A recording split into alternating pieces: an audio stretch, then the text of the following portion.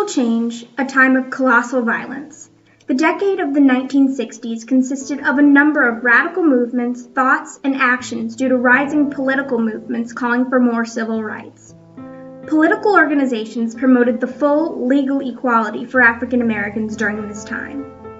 The 1960s was certainly a revolution of thought, but also a time of assassinations, historic speeches, and infamous race riots. When John F. Kennedy became president in 1961, African Americans throughout much of the South were denied the right to vote, barred from public facilities, subjected to insults and violence, and could not expect justice from the courts. In the North, Black Americans also faced discrimination in housing, employment, education, and many other areas. Racial injustice and second-class status for Black citizens infuriated African Americans. The determination of many whites to deny African Americans equal opportunities in employment, housing, and political representation has frequently resulted in sustained violent clashes, especially in cities, and in particular, cities during periods of economic crisis. These race riots were in major cities in the United States from coast to coast.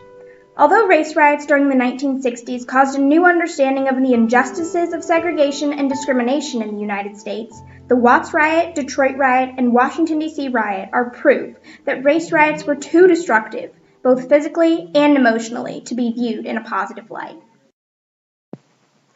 On Wednesday, August 11, 1965, Marquette Frye, a 20-year-old black man, was arrested for drunk driving on the edge of Los Angeles' Watts neighborhood.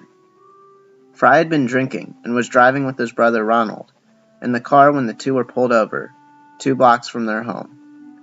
While Marquette was being arrested, Ronald went and got their mother from their house. When Mrs. Frye saw her son being forcibly arrested, she fought with the arresting officers, tearing one officer's shirt. An officer then struck Marquette's head with his nightstick, and all 3 of the Fryes were arrested. By the time they were arrested, neighbors had gathered around.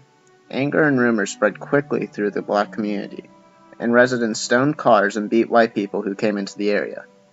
The struggle during his arrest sparked 6 days of rioting, and according to Stanford University, it resulted in 34 deaths, over 1,000 injuries, nearly 4,000 arrests, and the destruction of property valued at $40 million. This event is known as the Los Angeles Watts Riot. During the rioting, firemen who attempted to put out blazes were shot at by residents, and looting became rampant. All day Friday, the riots intensified, which prompted the California Lieutenant Governor to call in the National Guard. By Saturday night, a curfew had been set, and nearly 14,000 National Guard troops patrolled a 46-mile area. If that was not surprising enough, there was one more important factor that played into the Los Angeles Watts riot. All of this harsh, disturbing information was distributed to United States citizens via television. The Watts riot created a new understanding of the events of a race riot because it was televised. However, the Watts riot and the overwhelming violence involved brought a new attention to the negativity of violence, especially due to the television of the riot, and Los Angeles being in the West. The Watts riot was shocking to citizens across the nation, and throughout the nation, it created a trend in the urban unrest of race riots during the 1960s. Racial violence on such a severe scale was almost unheard of to United States citizens before this riot. Therefore, the Watts riot is the most well-known and notorious of the riots during this time period. The extremity of this riot was certainly captured through the United States through the press. Television, newspapers, and radio stations were persistent in covering racial violence. For a period, those riots, those uprisings were really well covered in the press and on television. So when they happened, you turn the TV on and you'd see them, and then at some point it seems as though somebody figured out, well, let's not show them so much. The press coverage became vital, and it enabled citizens to learn about the beastly experience occurring in the United States for the first time. Although the media was informative, people were appalled by what they heard. These citizens found violence on a scale they believed solely occurred outside of their nation. During this time, Americans were already fearful and frustrated from violence abroad in Vietnam, and now they were concerned about the violence occurring in their own communities. Because this matter was a difficult one to come to terms with, the race riots not only caused physical destruction, but they also disturbed and destructed the minds of those across the nation. Clearly, this riot expresses that race riots caused a low distress and tension in the United States. Because of them, the negative reactions from race riots added to the already present negativity from worldly violence and gave United States citizens great reasons to fear for their own nation. Throughout the nation, people were quite fearful because of both the violence occurring and the location of the violence, Los Angeles, California. Los Angeles was supposed to be a place of happiness, wealth, and peace. Los Angeles was, and still is, the home of Hollywood, as well as home to a number of wealthy neighborhoods. It astonished U.S. citizens that this riot occurred in such a place. Talking about Los Angeles, it just wasn't supposed to happen there, and so it's tough because it's out in the West, and everybody thought that for black people things were great in the West, and it wasn't the same as the Deep South, where you had to face segregation and all that kind of stuff, and it was La La Land, and so people remember that. Plus, the sheer amount of destruction, just the millions and millions of dollars of destruction that occurred out west in Watts, is one of those things that we remember. The Watts riot was certainly destructive for the city of Los Angeles, but it was also incredibly destructive to the psyche of citizens throughout the nation, both blacks and whites. Until this riot occurred, the West was seen as an admirable place in the United States. The Watts riots was an astonishing event for all. The media and the location of this riot certainly added to the race riot. For white Americans who lived outside the city of Los Angeles and outside of the state of California, especially those who didn't live near blacks, certainly had their perspectives of African Americans altered. Since this information was displayed nationally, those who did not live near blacks only had this image of African Americans in their minds. Because of this, race riots were not only physically and emotionally destructive, but also increased stereotypes and segregation throughout the United States. 1 year later, while some were still trying to stomach the crudity of the Watts riot, others were participating in and witnessing similar violence caused by police brutality. The Detroit Race Riot.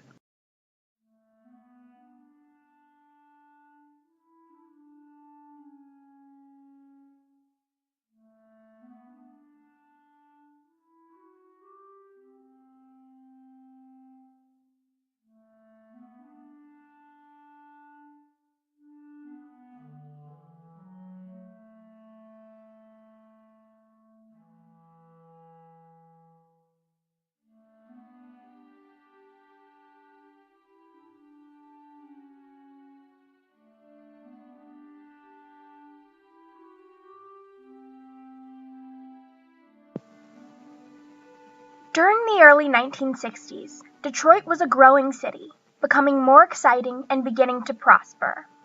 That all changed on July 23, 1967. For some, Detroit's race riots of 1967 mark a turning point when a growing city started to stagnate and eventually lose people due to white flight.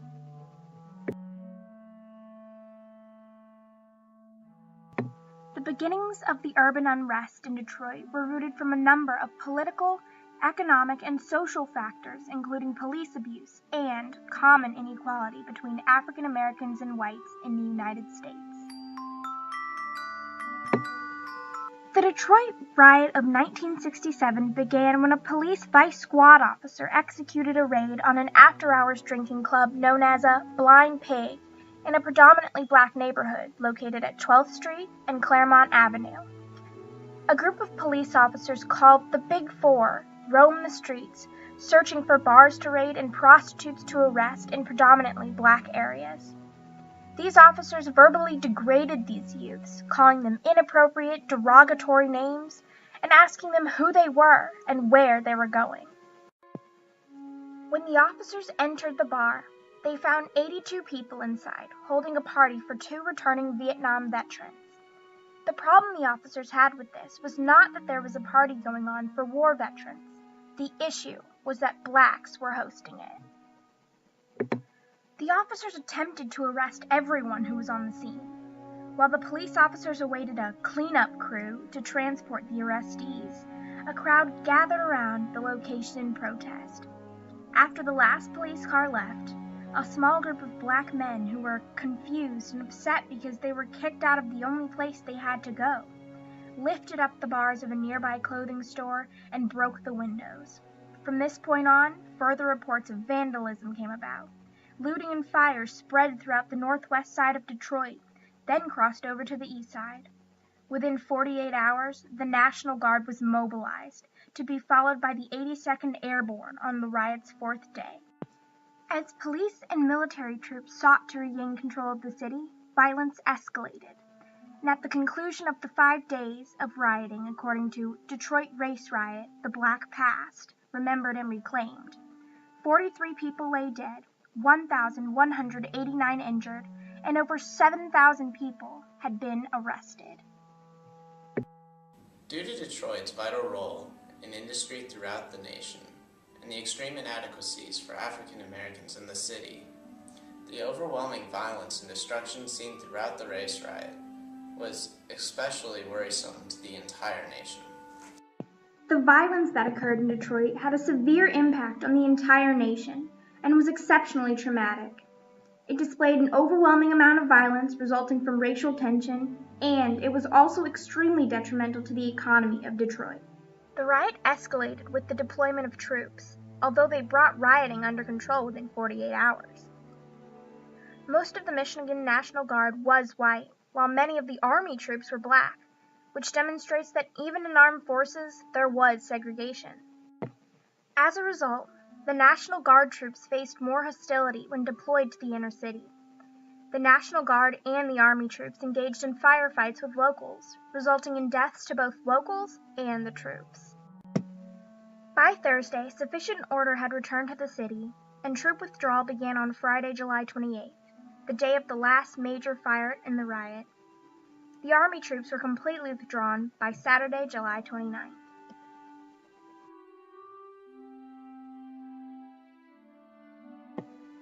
The Detroit riot was a catalyst to violence elsewhere.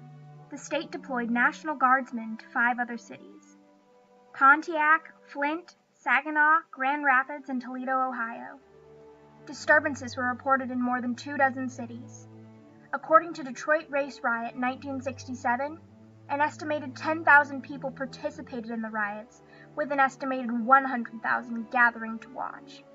43 people were reported dead, 33 of whom were black and 10 white. More than 7,200 people were arrested, most of them African Americans. The destruction of these riots was unbelievable. Riots like these affect a nation in such a way that it's unforgettable, unfixable, and at the time, unstoppable. The violence in Detroit, Michigan in 1967 demonstrated the segregation between blacks and armed forces, the inequities in the economy between blacks and whites, and the harsh, unalterable violence of race riots. While the riot that began in Detroit was due to police brutality, that next year a riot came about due to the loss of a significant figure in the fight for civil rights. Washington, D.C. attracted many people to move into the city because of the wealth of jobs available. These employment opportunities allowed for the middle-class African neighborhoods to grow and prosper. Despite the end of legally mandated racial segregation, African American commercial life was still focused in the historic neighborhoods of Shaw, the 8th Street Northeast Corridor, and Columbia Heights, the center being the intersection of 14th and U Streets Northwest. On April 4th, Martin Luther King was assassinated. In response, a nationally known Black Panther, Stokely Carmichael, led a group of young men into nearby businesses demanding that they close in respect to the death of Martin Luther King. Carmichael urged people to remain calm due to the death of King, but the crowd grew and turned into a riot. A large crowd gathered and a brick was thrown through the window of a pharmacy at 14th and U Street Northwest. This gathering soon spread and caused a level of chaos.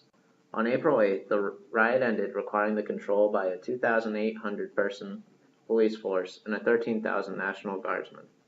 The riot left 10 dead, 7,600 arrested, and more than $13 million of damages. When King was assassinated on April 4, 1968, people across America were filled with heartache and sorrow, which led to anger and violence. The Washington, D.C. riots represented a turning point in American history because this single event destroyed the economy, the morale, and King's lifelong goal of interracial The violence of cooperation. the Washington, D.C. race riots certainly harmed the inner-city economy of Washington, D.C., but furthermore, it contradicted the nonviolent rhetoric of Dr. Martin Luther King, Jr. Considering Martin Luther King's empowering beliefs, the destruction was colossal. King was a firm believer in nonviolence. He organized nonviolent protests in the United States that attracted national attention following television news coverages of the brutal police response. And on October 14, 1964, King received the Nobel Peace Prize for combating racial inequality through nonviolence. Knowing that his death evoked violence throughout the city of Washington, D.C., increased the tension between African Americans and whites.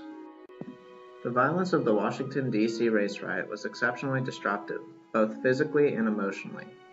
The immediate effects of the D.C. race riots were felt throughout the city. The major loss was amongst the black business owners and Jewish business owners. Looting, stealing, and destruction of property left the city in shambles.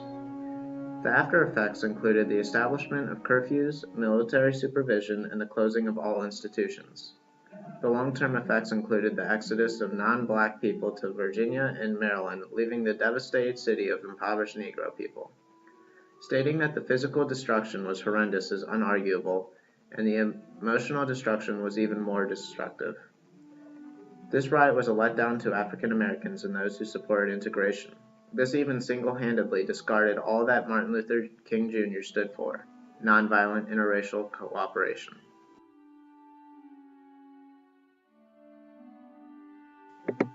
Although these race riots expressed much pent-up frustration, they caused severe damage in terms of physical buildings and emotions, but more importantly, in terms of the relationship between whites and blacks. Before race riots, oppression and racism were a harsh reality and a problem. Race riots were simply an expression to this problem. However, this particular type of expression led to an immense destruction and caused a near cease to communication between races. Because of them, white neighborhoods, even remotely close to the proximity to black neighborhoods, moved further away, causing more isolation and segregation between races. These riots killed a large number of American citizens, both black and white, and segregated an even greater number of them. Even as recently as 1992, race riots have occurred. Although race riots were an expression of frustration, the violence, death, and separation it led to is unjustifiable. The race riots were overall too destructive to the nation because they damaged cities, emotions, and caused groups within one nation to isolate from one another. Because of race riots, the nation became two nations within one nation.